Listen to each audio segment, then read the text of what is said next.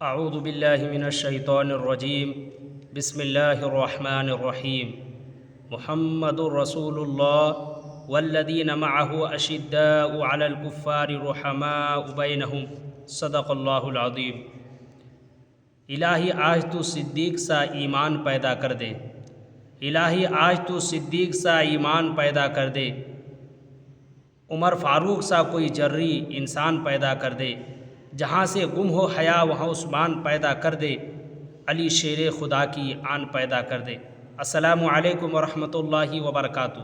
دوستو، یہ ویڈیو بہت خاص ہونے والی ہے کیونکہ اس میں ہم بات کرنے والے ہیں خلیفہ دوم امیر المؤمنین سیدنا حضرت عمر فاروق رضی اللہ تعالی عنہ کی زندگی کے بارے میں۔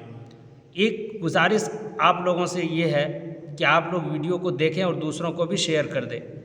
میں مختصر انداز میں سیدنا حضرت عمر فاروق رضی اللہ تعالی عنہ کی حالات زندگی بیان کروں گا، اور پھر تفصیلی واقعات کی ضرورت پڑی تو ایک ایک مختصر واقعات آپ کو سناتے رہوں گا۔ دوستو، خلیفہ دوم امیر المومنین حضرت عمر فاروق رضی اللہ تعالی عنہ کی زندگی جاننے سے پہلے ایک بات یاد رکھیں، پہلے اس بات کو اپنے ذہن میں بٹھا لیں کہ جو ہے وہ سب سے پہلے خلیفہ کتنے یاد رکھیں، 4 ہیں۔ اللہ کے رسول صلی اللہ علیہ وسلم کی وفات کے بعد حضرت ابو بکر صدیق رضی اللہ عنہ خلیفہ بنائے گئے، اس کے بعد حضرت عمر فاروق رضی اللہ عنہ خلیفہ بنائے گئے، اس کے بعد حضرت عثمان غنی رضی اللہ تعالی عنہ خلیفہ بنائے گئے، اور اس کے بعد حضرت شیر خدا حضرت علی رضی اللہ تعالی عنہ خلیفہ بنائے گئے۔ یہ خلفاء کی ترتیب ہے۔ سب سے پہلے نام تو خلیفہ دوم کا عمر ہے، اور آپ کا جو کنیت ہے وہ ابو حفص ہے، اور لقب فاروق ہے، اور یہ دونوں اللہ کے رسول صلی اللہ علیہ وسلم نے آپ کو دیے ہیں۔ والد صاحب کا نام خطاب ہے، اور والدہ کا نام حنتمہ بنت ہشام ہے۔ آپ کی پیدائش مکہ میں ہوئی۔ آپ کے جو بہن بھائی تھے وہ ایک کا نام زید بن خطاب تھا اور دوسرے کا نام فاطمہ بنت خطاب۔ آپ کی کل 9 بیویاں تھیں۔ نمبر 1 زینب بنت مظعون، نمبر 2 ام کلثوم بنت علی رضی اللہ عنہ، یہ حضرت علی رضی اللہ تعالی عنہ کی بیٹی تھی۔ نمبر 3 ام کلثوم بنت جرول، نمبر 4 جمیلہ بنت ثابت، نمبر 5 ام حکیم بنت حارث، نمبر 6 عاتکہ بنت زید، نمبر 7 ام لہیہ، نمبر 8 ایک کنیز تھی، نمبر 9 فقیہہ۔ یہ آپ کی بیویوں کی تعداد ہے۔ آپ کے لڑکے کتنے تھے؟ آپ کے لڑکے 4 تھے۔ ایک کا نام عبداللہ ابن عمر تھا، دوسرے کا نام عاصم ابن عمر، تیسرے کا نام عبید اللہ ابن عمر، چوتھے کا نام زید ابن عمر۔ آپ کی حفصہ بنت عمر، اور جو پیارے نبی پاک صلی اللہ علیہ وسلم کی اہلیہ محترمہ بھی ہے، بیوی بھی ہے، اس اعتبار سے حضرت عمر رضی اللہ عنہ پیارے نبی پاک صلی اللہ علیہ وسلم کی سسر ہوئی۔ ایک بیٹی کا نام ہے، بیٹی 2 تھی، ایک حفصہ بنت عمر اور دوسرا رقیہ بنت عمر۔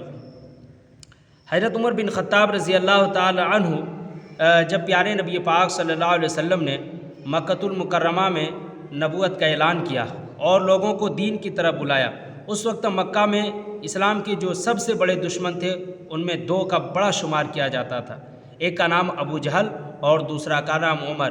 یہ اسلام کو مٹانے کے لیے سرگرم رہا کرتے تھے، اس لیے اللہ کے رسول صلی اللہ علیہ وسلم نے دعا کی کہ یا اللہ اسلام کو عزت دے، یا عمر ابن خطاب کے ذریعے یا ابن ہشام کے ذریعے۔ اللہ تبارک و تعالیٰ نے اللہ کے رسول صلی اللہ علیہ وسلم کی دعا قبول فرمائی، اور واقعہ اس طرح ہوا کہ ایک دن سردار مکہ نے میٹنگ کیا کہ چلو اسلام کی جو ترقی ہوتی جا رہی اور مسلمان بڑھتے جا رہے ہیں، اس کی روک تھام کے لیے کیا کیا جائے۔ کسی نے مشورہ دیا نعوذ باللہ اللہ کے رسول صلی اللہ علیہ وسلم ہی کو ختم کر دیا جائے۔ اسی ارادے سے حضرت عمر بن خطاب رضی اللہ عنہ نے تلوار لی اور اللہ کے رسول صلی اللہ علیہ وسلم کو ختم کرنے کے لیے نعوذ باللہ نکل پڑے۔ راستے میں ایک صحابی سے ملاقات ہوتی، وہ کہتے ہیں کہ عمر کہاں جا رہے ہو، کہاں کا ارادہ ہے؟ عمر نے کہا کہ اسلام کے سردار کو ختم کرنے جا رہا ہوں نعوذ باللہ۔ کہا پہلے اپنے گھر کی تو خبر لو، تمہاری بہن فاطمہ خود مسلمان ہو چکی ہے۔ جب ارادہ نہیں بدلا، راستے بدلے، بہن کے گھر گئی اور بہن سے پوچھا جب گھر پہنچی تو دیکھا کہ بہن اور بہنوئی تلاوت کر رہے ہیں۔ گھر کا دروازہ کھٹکھٹایا، جو سکھا رہے تھے وہ اندر چلے گئے اور حضرت عمر اندر داخل ہوئے۔ بہن اور بہنوئی کو خوب مارا کہ تم کیوں مسلمان ہو گئے۔ مارنے کے بعد دونوں کو زخمی کر دیا۔ بہن بھی خطاب کی بیٹی تھی، کہنے لگی عمر جو تجھے کرنا ہے کر لے، ہم مسلمان ہو چکے ہیں، اب اسلام سے پھرنے والے نہیں ہیں۔ دل نرم ہوا، کہا وہ چیز دکھاؤ جو تم پڑھ رہی تھی۔ چنانچہ پھر بہن نے کہا کہ پہلے تم غسل کر لو۔ غسل کے بعد حضرت عمر نے قرآن کریم کی آیت پڑھتے جاتے ان کا دل نرم ہو گیا اور اللہ کے رسول صلی اللہ علیہ وسلم کی دعا قبول ہو گئی، اور پھر وہاں سے چلے اللہ کے رسول صلی اللہ علیہ وسلم کے پاس اور وہاں جا کر اسلام قبول کر لیا۔ جب اسلام قبول کر لیا تو اللہ تبارک و تعالیٰ نے حضرت عمر کے ذریعے اسلام کو بڑی عزت دی۔ چنانچہ اللہ کے رسول صلی اللہ علیہ وسلم سے بات رکھی کہ یا رسول اللہ کیا ہم حق پر ہیں؟ اللہ کے رسول نے فرمایا ہاں ہم حق پر ہیں۔ تو فرمایا پھر ہم چھپ کر کیوں دین کی دعوت دیں؟ اور علل اعلان مسجد حرام میں جا کر نماز پڑھی اور کفار کو للکارتے ہوئے کہا کہ آؤ کس میں ہے ہمت تو عمر کو روک کے دکھاؤ۔ تو یہ اس طرح حضرت عمر رضی اللہ تعالیٰ عنہ مسلمان ہو گئے اور اللہ تبارک و تعالیٰ نے اللہ کے رسول صلی اللہ علیہ وسلم کی دعا قبول فرمائی۔ آپ عشرۂ مبشرہ میں شمار ہیں، یعنی ان مبارک 10 صحابہ اکرام میں جس کو اللہ کے رسول صلی اللہ علیہ وسلم نے دنیا ہی میں جنت کی بشارت دی ہے، ان میں سے حضرت عمر رضی اللہ تعالیٰ عنہ بھی ہے۔ آپ حضرت ابو بکر صدیق رضی اللہ عنہ کے بعد خلیفہ بنے اور بڑے نرمی کے ساتھ، بڑے عاجزی و انکساری کے ساتھ آپ نے خلافت کی۔ آپ کے 2 جوڑے کپڑے تھے، ایک گرمی کے ایک جاڑے کے، اوسط درجے کا کھانا کھاتے تھے۔ اللہ تبارک و تعالیٰ نے حضرت عمر کو بڑی عزت دی۔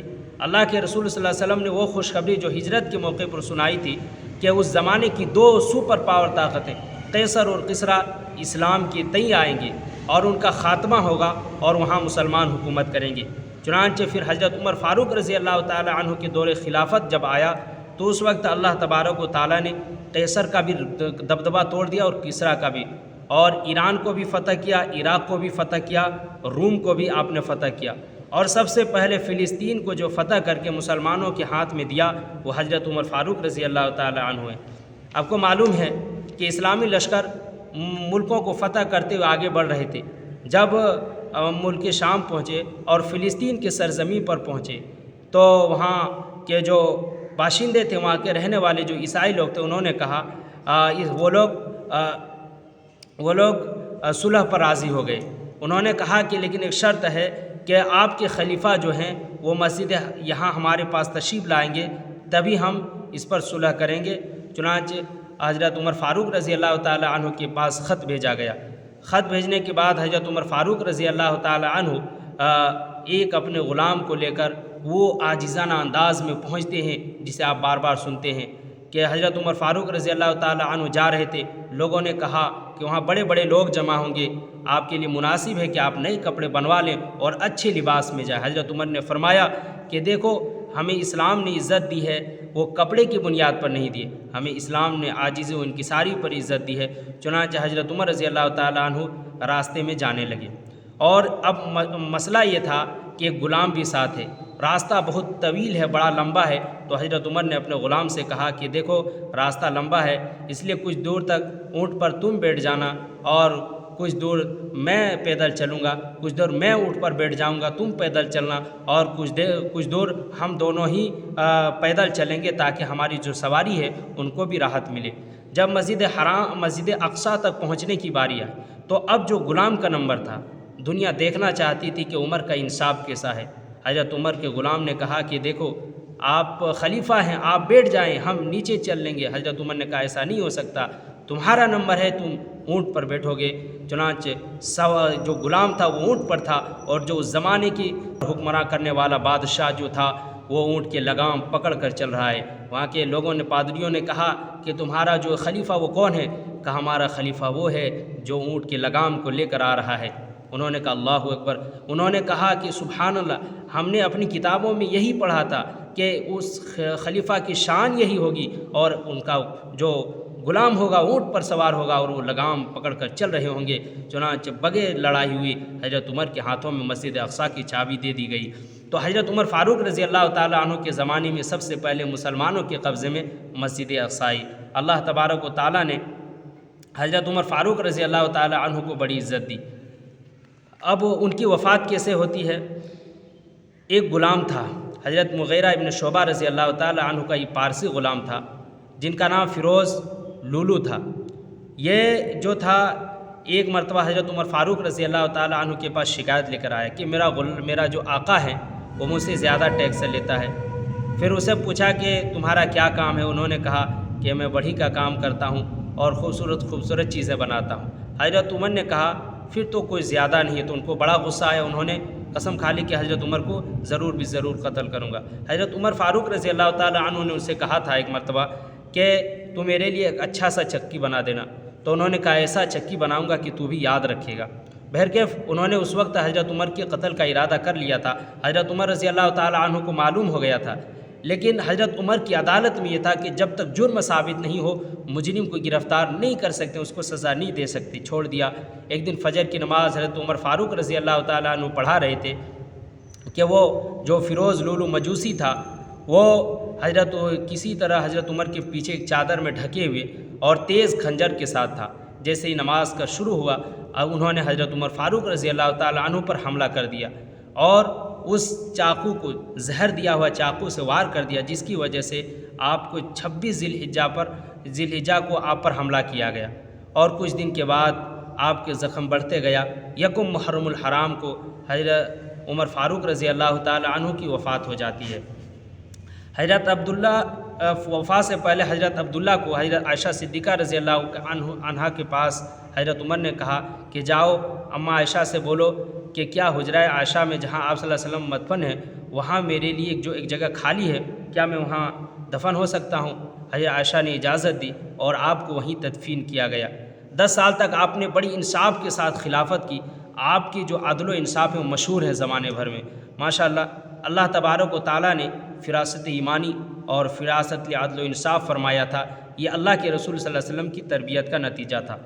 آپ نے جو بڑے اہم کارنامے انجام دیے ہوں، نمبر 1 اپنے زمانے میں بیت المال کا قیام کیا، جسے بیت المال میں آمدنی جمع ہوتی تھی اور وہیں سے خرچ ہوتا تھا۔ دوسری ہجری سال کا آغاز کیا۔ میں نے پچھلی ویڈیو میں بتایا تھا کہ محرم الحرام سے اسلامی سال کا آغاز کب سے ہوا، تو حضرت عمر فاروق رضی اللہ تعالی عنہ کے زمانے سے ہوا، خلافت کے دور سے۔ تیسرا کام عدالتی نظام کی تشکیل دی، یعنی عدالت کو قائم کیا، قاضیوں کا تقرر کیا تاکہ صحیح انصاف اور فیصلے ہو سکے۔ نمبر 4 پولیس نظام کا قیام کیا کہ عوامی مسائل میں اگر کوئی پریشانی آتی ہے اس کو حل کرنے کے لیے، عوام کی دیکھ بھال کے لیے، چور ڈاکوؤں سے حفاظت کے لیے پولیس کا نظام کا آپ نے پولیس کا قیام فرمایا اور پولیس کا نظام قائم کیا۔ نمبر 5 پانچواں کام آپ کا جو ہے وہ فوج کی تشکیل دی، اور فوج کی تشکیل دینے کے بعد فوجوں کی تنخواہوں کو بھی جاری کیا۔ نمبر 5 زکوٰۃ اور ٹیکس کا نظام قائم کیا، اور زکوٰۃ اور ٹیکس اصول کا نظام قائم کیا۔ مسلمانوں سے زکوٰۃ اور غیر مسلموں سے ٹیکس لیتے تھے اور وہ غریبوں پر خرچ کرتے تھے اور حکومت کے نظام پر۔ نمبر 7 شہری ترقی، یعنی شہروں کا قیام کیا، بہت سارے شہر کو آباد کیا۔ نمبر 8 ڈاک کا نظام قائم کیا تاکہ ایک ملک کا دوسرے ملک سے روابط اور تعلقات قائم رہ سکے۔ سب سے پہلے ڈاک کا نظام حضرت عمر فاروق رضی اللہ تعالیٰ عنہ نے قائم کیا۔ نمبر 9 عوامی فلاحی کام، مثال کے طور پر نہروں کی تعمیر، یتیموں بیواؤں کی مالی امداد، اور پھر غربا کا وظیفہ جو ہے وہ حکومت کی جانب سے متعین کیا۔ نمبر 10 سرکاری عہدیداروں کا تنخواہ، سرکاری لوگ تھے، ملازم تھے، ان کے تنخواہوں کا نظام قائم کیا تاکہ بدعنوانی اور رشوت خوری سے لوگوں کو روکا جا سکے۔ یہ تھے حضرت عمر فاروق رضی اللہ تعالی عنہ کے مختصر انداز میں آپ کی حیات زندگی۔ آپ کی حیات زندگی بڑی لمبی تاریخ ہے، آپ بڑی تفصیلی بیان کیا جا سکتا ہے، اگر زیادہ آپ لوگ پڑھنا چاہیں تو ان کی زندگی کو آپ کو دیکھنا ہوگا۔ میں بڑی محنت سے ان چیزوں کو جمع کیا ہوں، آپ سے گزارش ہے کہ آپ اس کو دوسروں تک شیئر کر دیں۔ ویڈیو میں ہم بتائیں گے سیدنا حضرت علی رضی اللہ تعالی عنہ اور حضرت حسین رضی اللہ تعالی عنہ کے واقعہ کربلا کے بارے میں۔ تب تک آپ لوگ اپنا خیال رکھیں، خدا حافظ۔ السلام علیکم ورحمۃ اللہ وبرکاتہ۔